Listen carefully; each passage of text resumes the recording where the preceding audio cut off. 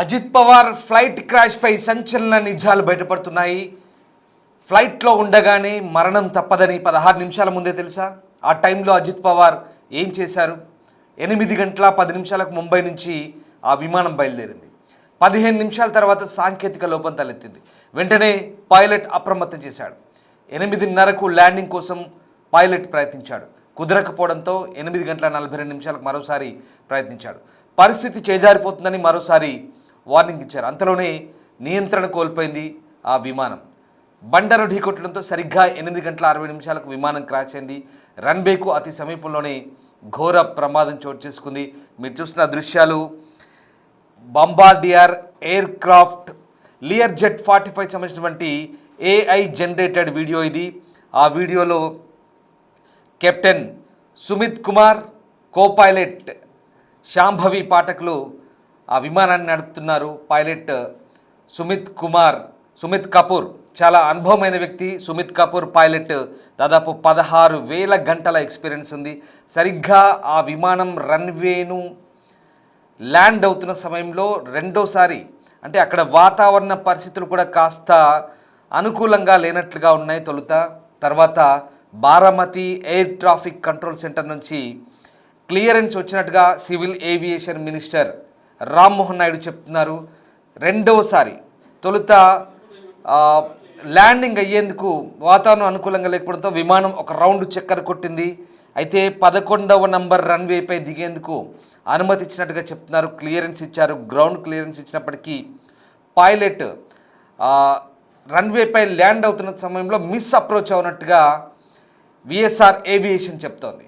Miss approach కారణంగా రెండవసారి landing సమయంలో సరిగ్గా రన్వేపై దిగడానికి కొద్ది మీటర్ల ముందు దిగువ ప్రాంతంలో అది ఢీకొట్టినట్టుగా తెలుస్తోంది. దానిపైన రన్వే ఉంది, కాస్త ఎగువన రన్వే ఉంది. దానికి ముందే పైలట్ తప్పిదం కారణంగా అది ముందే ల్యాండ్ క్రాష్ అయింది. సో కరెక్ట్ ఆ సమయంలో క్రాష్ సంబంధించినటువంటి దృశ్యాలు మనకు సీసీటీవీలో కూడా రికార్డ్ అయ్యాయి. 8 గంటల 45 నిమిషాల నుంచి 8 గంటల 46 నిమిషాల మధ్య ఆ ఫ్లైట్ క్రాష్ అయిన సీసీటీవీ ఫుటేజ్ దృశ్యాలు మనం చూస్తే ఒక్కసారిగా భారీ శబ్దాలతో అది పేలిపోయింది. 2 ముక్కలైంది ఫ్లైట్. అందులో ఉన్న 5 అజిత్ పవార్, ఆయన వ్యక్తిగత భద్రతాధికారి, అలాగే 2 పైలట్లు, ఒక క్యాబిన్ క్రూ, మొత్తం 5 ఆన్ బోర్డులో ఉన్నారు. 5 కూడా ప్రమాదం జరిగిన వెంటనే స్పాట్లో మృతి చెందారు. వాళ్ళ శరీర భాగాలు కూడా తునాతునకలయ్యాయి. అజిత్ పవార్ మృతదేహాన్ని కేవలం ఆయన చేతుకున్న వాచ్ ఆధారంగా కనిపెట్టడం జరిగింది. అంతటి ఘోర ప్రమాదం అది. ఆ ఘోర దుర్ఘటనలో వాళ్ళంతా కూడా స్పాట్లోనే చనిపోయిన పరిస్థితి. DGCA director general of civil aviation దీనికి సంబంధించినటువంటి దర్యాప్తు చేపట్టింది. Air craft accident investigation bureau AAIB ఢిల్లీలోని విఎస్ఆర్ ఎవరైతే ఆపరేటర్ ఉన్నారో సంస్థ విఎస్ఆర్ ఏవియేషన్ కార్యాలయంలో విచారణకు దర్యాప్తుకు బయలుదేరింది.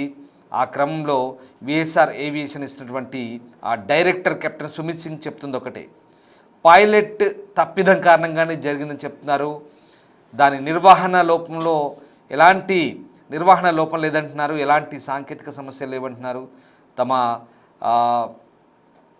ఫ్లైట్లు ఏవైతే ఉన్నాయో చాలా క్లియర్గా, చాలా స్పష్టంగా ఫిట్గా ఉన్నాయని చెప్తున్నారు. బట్ ఇక్కడ పైలట్ల తప్పిదమే కారణంగా వాళ్ళు క్లెయిమ్ చేస్తున్న పరిస్థితి. మొత్తం మీద ఈ ప్రమాద ఘటన 8 గంటల 45 నిమిషాలకు జరిగినప్పుడు ఆ ఫ్లైట్ పెద్ద ఎత్తున కూలిపోయి పేలిపోయి భయంకరమైన మంటలు వ్యాపించాయి. దీంతో స్పాట్లోనే వాళ్ళంతా చనిపోయారు. చనిపోవడం కాదు, శరీర భాగాలు కూడా తునాతునకలైన పరిస్థితి. మహారాష్ట్ర ఉప ముఖ్యమంత్రి అజిత్ పవార్ ఈ ఘోర దుర్ఘటనలో దుర్మరణం చెందిన తర్వాత మహారాష్ట్ర అంతటా కూడా విషాద ఛాయలు అనుకున్నాయి. మీరు చూస్తున్నారు AI జనరేటెడ్ వీడియో అది. దాని కింద ఆ క్రాష్ సైట్ సంబంధించిన దృశ్యాలు అవి, సైట్లో జరిగినటువంటి ఆ ప్రమాదం జరిగినప్పటి దృశ్యాలు అవి, పైన AI జనరేటెడ్ వీడియో, పక్కన CCTV ఫుటేజ్ దృశ్యాలు. ఇవన్నీ కూడా ఈ దృశ్యాలు మిమ్మల్ని కలిసివేయవచ్చు. Disturbing content on big TV screen. 66 సంవత్సరాల అజిత్ పవార్ మహారాష్ట్ర రాజకీయాల్లో కీలక నేత. ఆయన కీలకంగా ఎదిగారు. సుదీర్ఘకాలం పాటు మహారాష్ట్ర ఉప ముఖ్యమంత్రిగా పనిచేశారు.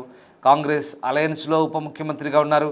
ఇప్పుడు బీజేపీ అలయన్స్తో ఉప ముఖ్యమంత్రిగా కూడా పనిచేస్తున్నారు. గతంలో నీటిపారుదల శాఖ మంత్రిగా ఉన్నారు. అలాగే గ్రామీణాభివృద్ధి శాఖ మంత్రిగా కూడా ఉన్నారు. అనేక కీలక శాఖలు నిర్వర్తించారు. ఆయన ప్రయాణిస్తున్న ఈ విమానం మహారాష్ట్రలోని బారామతిలో కుప్పకూలిపోయింది. యావత్ దేశాన్ని దిగ్భ్రాంతికి గురి చేసింది. ప్రధాని నరేంద్ర మోదీ, మహారాష్ట్ర ముఖ్యమంత్రి దేవేంద్ర ఫడ్నవీస్తో పాటు అనేక రాష్ట్రాల ముఖ్యమంత్రులు సంతాపం తెలిపారు. హోంమంత్రి అమిత్ షా, రాష్ట్రపతి ద్రౌపది ముర్ము అందరూ కూడా ఆయన కుటుంబ సభ్యులకు సంతాపం తెలిపారు. ఆయన మృతికి సంతాప సూచికగా మహారాష్ట్ర ప్రభుత్వం 3 రోజుల పాటు సంతాప దినాన్ని ప్రకటించింది. అన్ని అధికారిక కార్యక్రమాలను రద్దు చేసింది. అజిత్ పవార్ పార్థివ దేహానికి గురువారం అంత్యక్రియలు జరిగే అవకాశం అయితే కనబడతా ఉంది. సో మొత్తం మీద ఈ ఘటనపై director general of civil aviation DGCA ప్రాథమిక నివేదికను రూపొందించింది.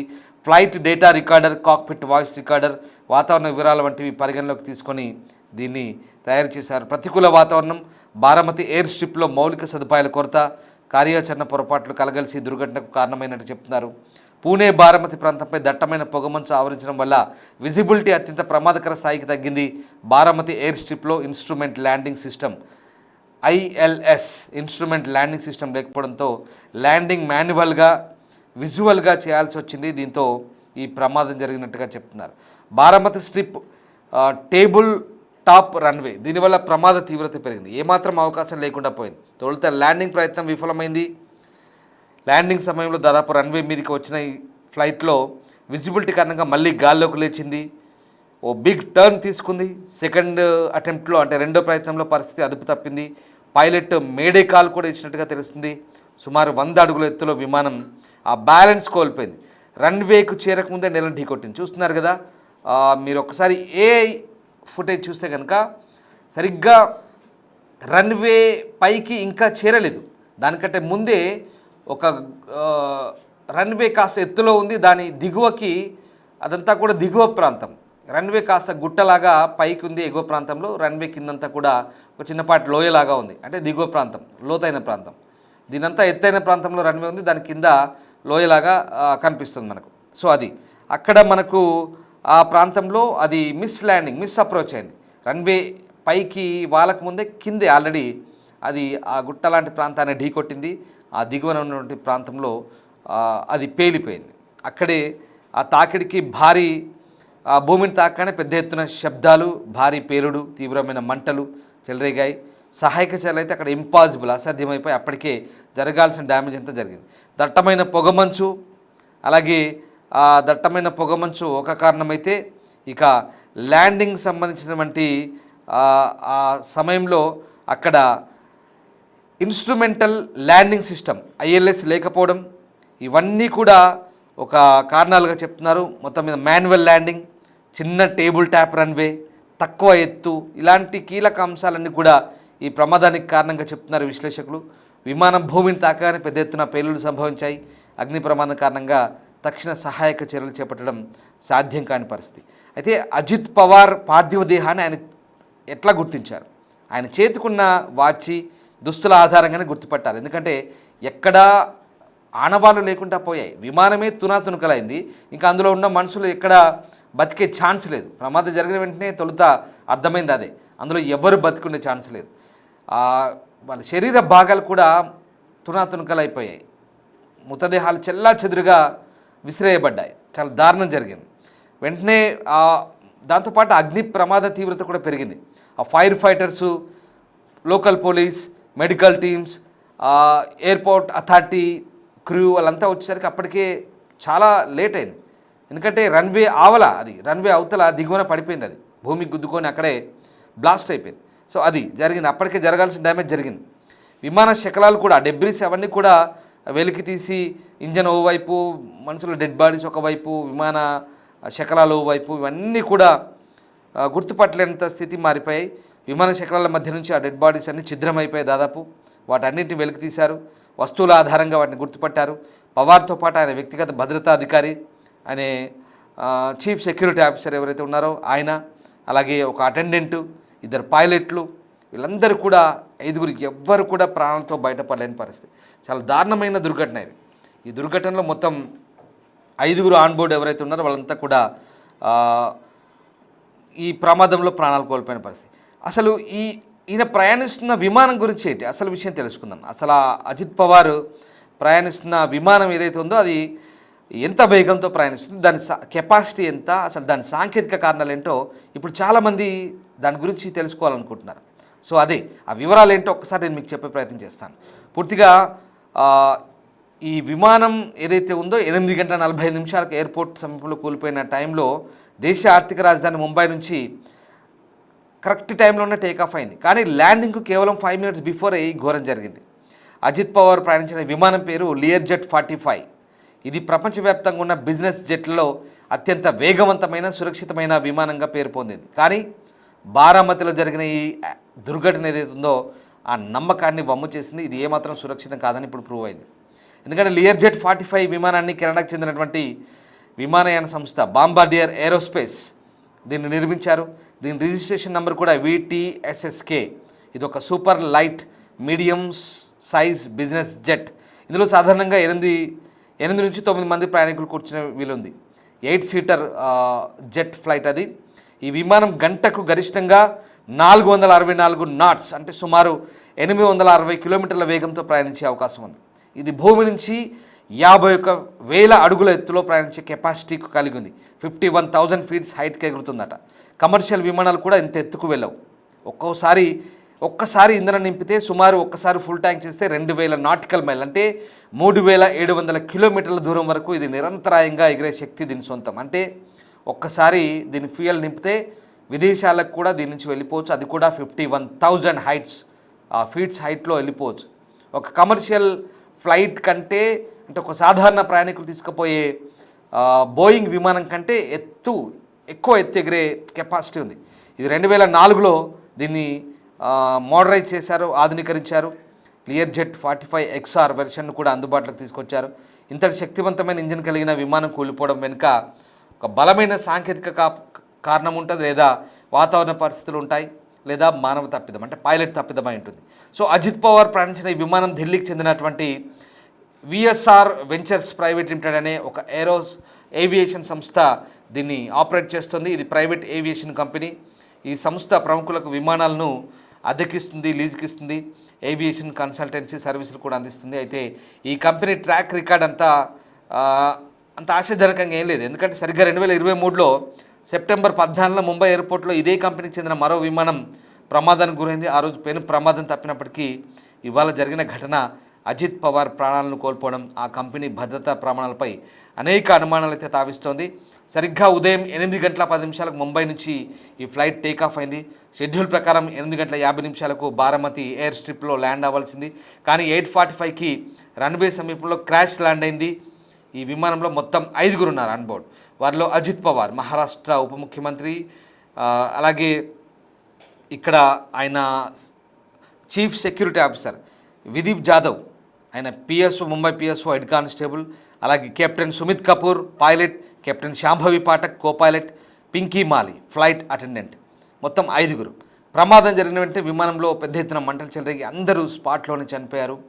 విజిబిలిటీ కారణంగా ఫ్లైట్ రన్వేని అంచనా వేయడంలో పొరపాటు పడ్డాడు అంటూ ప్రాథమిక దర్యాప్తు తేలింది. అజిత్ పవార్ వంటి కీలక నేత ప్రయాణించినప్పుడు ఇలాంటి భద్రతా లోపాలు జరగడం అయితే ఇప్పుడు చర్చనీయాంశం.